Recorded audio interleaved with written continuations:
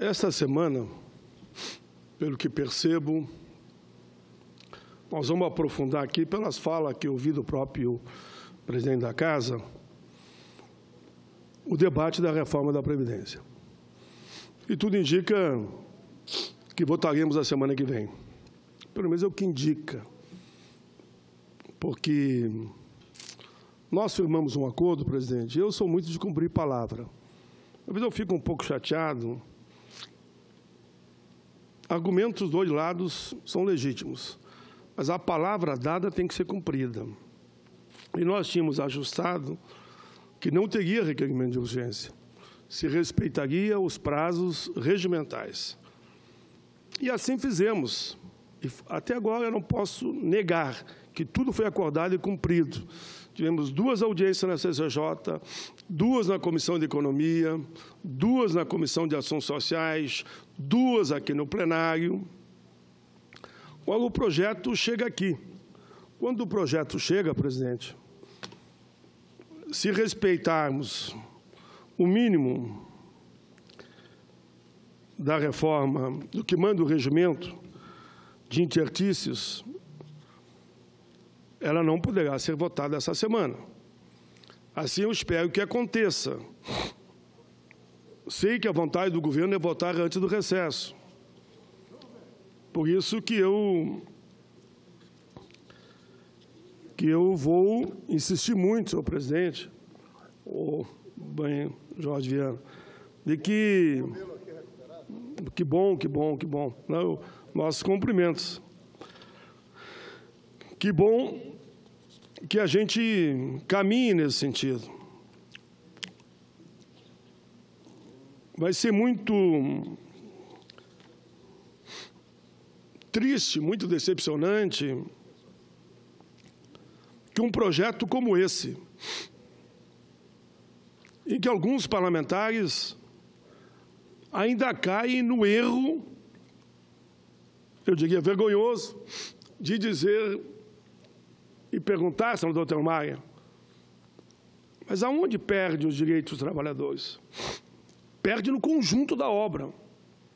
Mas eu vou fazer gravações e vou começar a distribuir, item por item, onde retiram diretamente direito dos trabalhadores.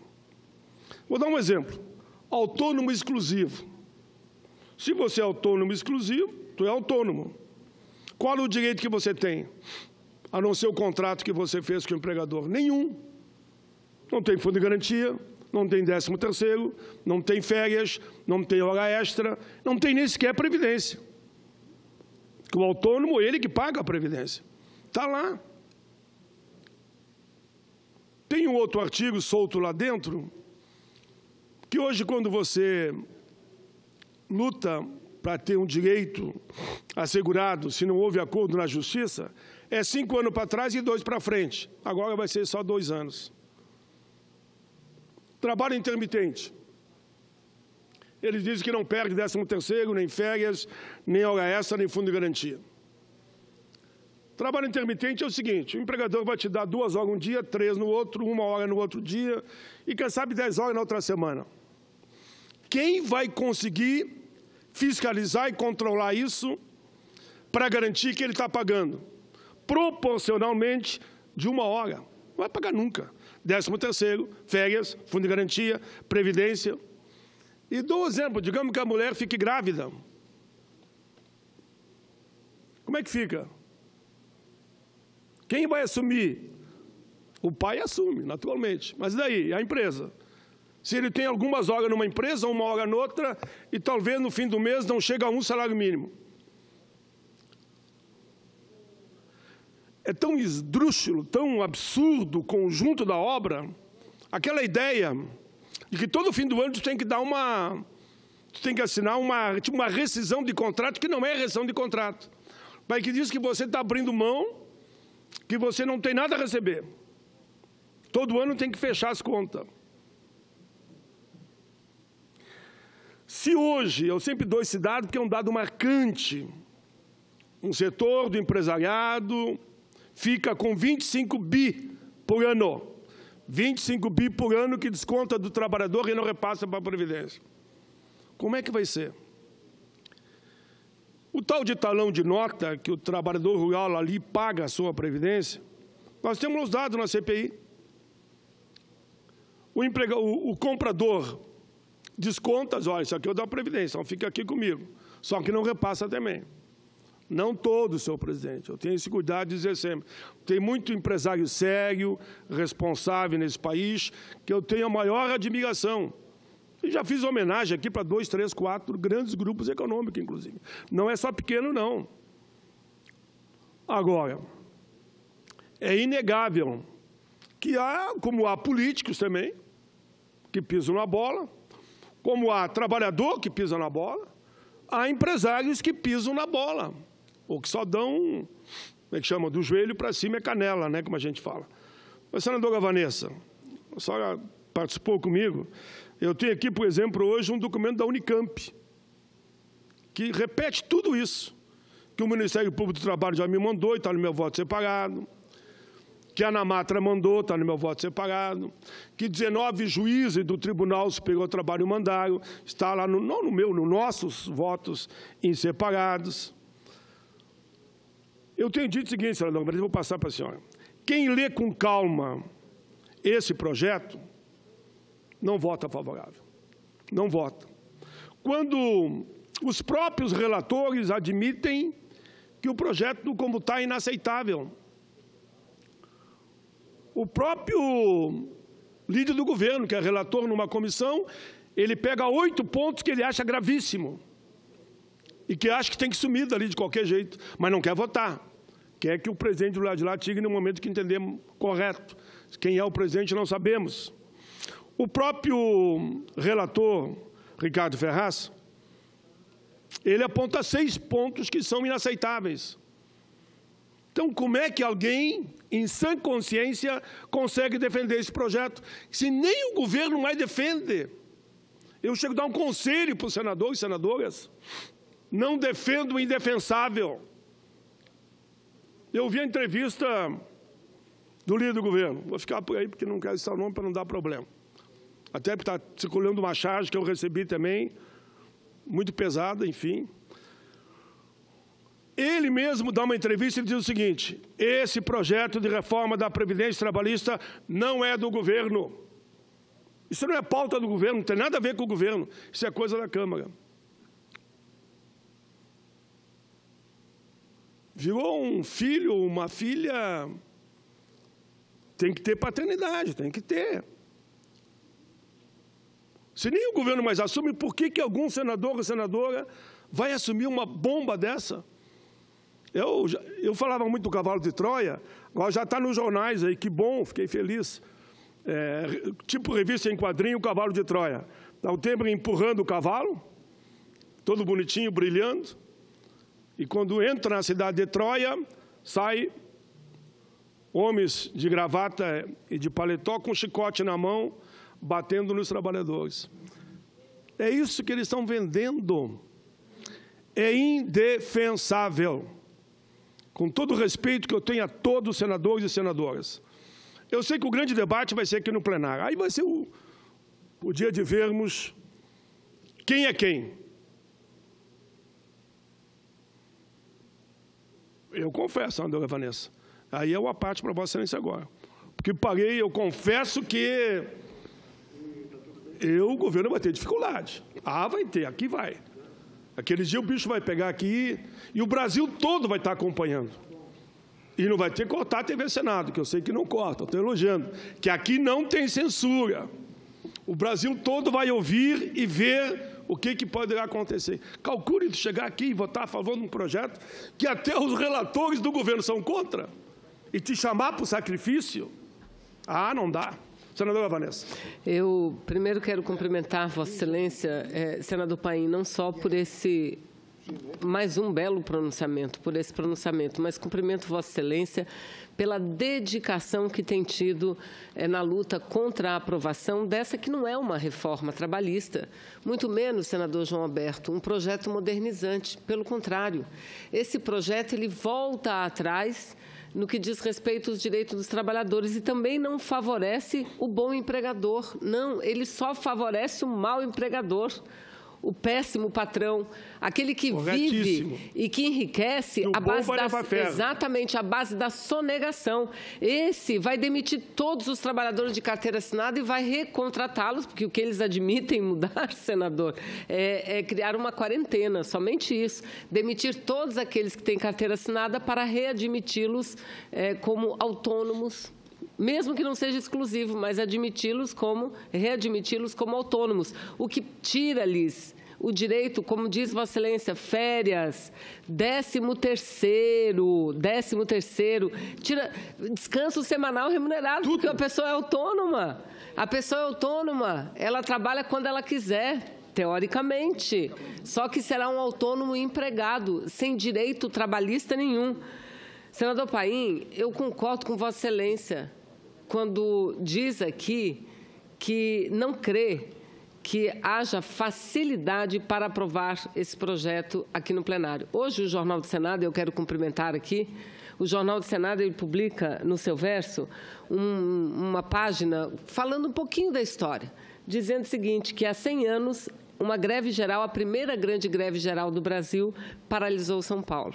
Que naquela época não tinha carteira de trabalho assinada, não tinha direito nenhum. O que eles querem fazer 100 anos depois, um século depois, é exatamente a mesma coisa. E veja, nenhum senador, João Alberto, nenhum senador, senadora, nem mesmo os relatores concordam com o projeto, mas somente recomendam ao presidente que vete partes do projeto e edite medidas provisórias.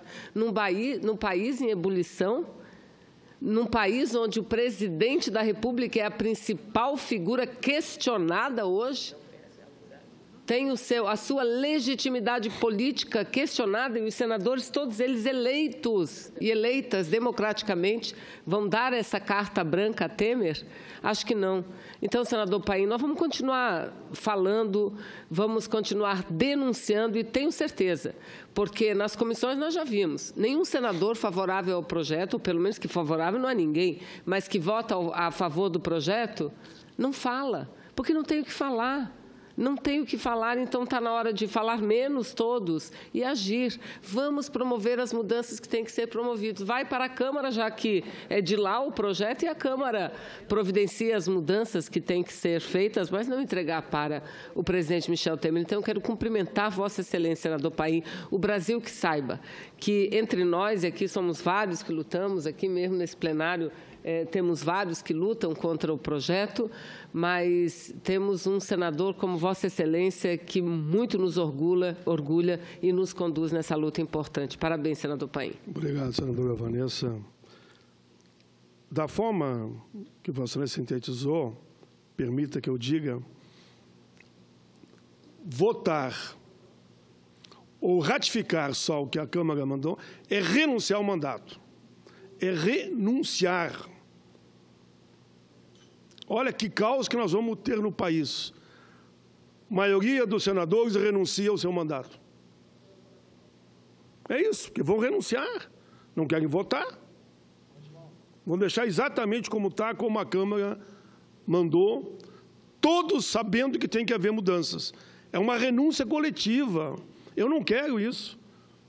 Eu não quero ver senadores renunciando ao mandato em cima de uma situação como essa. O senador Jorge, em seguida, senador Lisberg, os últimos 5 minutos são dos senhores, porque o presidente é rígido aqui, então, mas faço questão dessa parte. Queria cumprimentar o senador Paulo Paim. Isso é uma semana importantíssima. Na semana passada, o líder Lindbergh e eu tivemos uma conversa com o presidente Eunício, uma tentativa nossa, que eu acho que é importante, porque há, por parte do líder do governo, uma decisão de querer votar já urgência e votar apreciação na matéria, tudo essa semana. E é uma matéria tão importante, mexe tanto com o Brasil, com os brasileiros, traz tanta divisão no nosso país, que o bom senso deveria prevalecer, dizendo, olha, vamos aguardar um pouco, vamos refletir um pouco mais. Vossa Excelência tem falado muito, disse, olha, se alguém apresentasse uma proposta de entendimento, fazendo inclusive referência à PEC paralela da Previdência no governo Lula, que o meu irmão, senador Tião Biana, foi o grande mentor. Eu estava com ele, mas ele o grande mentor. Ele foi o que propôs, que era relator da matéria. Relator. Quer dizer, nós não podemos seguir com uma matéria que divide o país, que fragiliza a maioria dos brasileiros, que vai diminuir provavelmente a arrecadação da própria Previdência. Com certeza. Isso é fato, porque a pejotização, que é um palavrão, esse termo, que é as pessoas virarem pessoa jurídica para poder ter uma renda, para poder ter um trabalho, para prestar algum serviço, em vez de vir de maneira natural, aqueles que querem montar seu negócio, sua empresa, abrir sua empresa. Eu falava hoje com o senador Pimentel. O senador Pimentel conhece a fundo a Previdência, foi ministro. Quer dizer, nós temos, com o Simples, que foi criado durante nosso governo, o presidente Lula, nós temos mais de 10 milhões de empresas pequeníssimas, individuais. Se você botar 3 pessoas por empresa, já dá 35 milhões de pessoas envolvidas. Ninguém olha para isso. Em vez da gente dar um amparo para que outros possam ter isso, está se fazendo uma opção, para poder ter uma economia mais forte, está se fazendo uma opção de fragilizar a relação de trabalho. Na relação de trabalho formal, tem que ter uma mediação. E a mediação é do Estado. Por quê? Porque é muito desigual. Um é o empregador e o outro é o empregado. Então, nunca é tão necessário ter uma... Querem desburocratizar? Vamos fazer. Tem regras demais, é difícil de aplicar. Vamos discutir tudo isso. Mas passar no Senado Federal e o Senado não poder fazer uma única alteração, eu acho que diminui o Senado e diminui nosso papel. Eu vi hoje uma notícia. O Macron, novo presidente da França, está propondo a diminuição do número de representantes do parlamento francês. Eu tenho um projeto que reduz dos senadores de 3 para 2. Ou seja, de 81, nós fazemos uma redução de 1/3. E na Câmara também para 385 deputados, redução de 25%. É o projeto que mais teve apoio. Mais de 1,5 milhão de pessoas aqui nas redes sociais do Senado apoiando o meu projeto. Eu nunca fiz nem discurso sobre isso. Vou ter que fazer. Então, exatamente por essas medidas, da gente se omitir no papel que nós temos, não procurar ouvir, eu não estou falando de ter medo da opinião pública, eu estou falando de respeitar a opinião pública, mas não considerar a opinião pública, não quer saber de nada, não quer saber da sociedade organizada, não quer saber dos movimentos sociais, não quer saber dos sindicatos, vai dar errado. Pesquisa, 95% contra. Tem pesquisa, tem tudo, opinião pública, tudo comprovado, e você despreza isso, depois um projeto igual o meu passa. E nós vamos diminuir, porque meu propósito não é diminuir porque não tem importância. Meu propósito com esse projeto é tornar mais difícil o acesso, valorizar mais. Mas, enfim, o que eu queria, então, parabenizando Vossa Excelência, é que nós estamos nessa batalha, o líder, eu, todos nós trabalhando, vamos trabalhar com o presidente Eunício e fazer um apelo a ele. Tudo bem, vamos discutir a urgência, mas essa matéria ficar pelo menos para a semana que vem, para que a gente possa ter aí um tempo a mais para que os colegas possam refletir. O governo está passando por gravíssimas dificuldades e não é por conta de nós que somos da oposição, é por conta da polícia, da justiça. E, quem sabe, aí em uma semana a gente não cai a ficha, o bom senso não baixa e a gente não consegue encontrar uma solução que pare de dividir o nosso país. Parabéns, senador Paim. Cumprimento Vossa Excelência. Senador Ludgero. O senador Paim, me permita, a parte da senadora Vanessa foi 4 minutos e meio. A parte do senador Jorge Viana foi a mesma coisa, 4,5. Foi Então vamos fazer um acordo. Não, o senador Ludgero não mão. Pode passar de 4 minutos e meio. Olha bem, veja bem. Pode ser, presidente. Porque são 20 minutos. Eu sei, agora, eu sei. Nós temos Telmário, 20. Nós temos Ana Amélia, que também está aí esperando. Está aí esperando Jorge Viana, Vanessa na frente dele, e outros senadores. E eu quero me inscrever. Quer se inscrever. Então, eu gostaria que... Eu abro mão da minha parte, senador Paulo Paim. E para Vossa Excelência concluir. Por gentileza.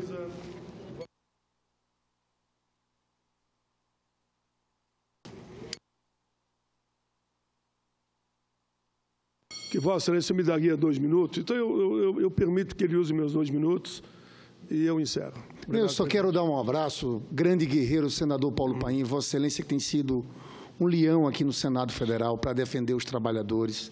Essa semana vai ser decisiva. Nós estamos decidindo a vida de muita gente, de muito trabalhador rural, garçom, porteiro, terceirizados.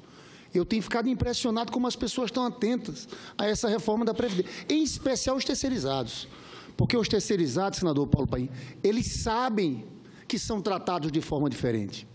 Tem um estudo do DIEESE que diz 24% a menos de salário para fazer uma mesma função. Trabalha mais, perde direitos quando a empresa fale. E eu queria só encerrar, senador Paulo Paim, dizendo que na semana passada, o presidente do Banco Central Europeu, Mário Draghi, numa visita a Portugal, disse que a Espanha e a Itália tiveram dificuldade de retomar o crescimento econômico pelo efeito da flexibilização trabalhista. Presidente do Banco Central Europeu. Sabe por quê? Porque lá, como aqui, essa flexibilização significa redução de salários. É perda dos salários em relação ao PIB.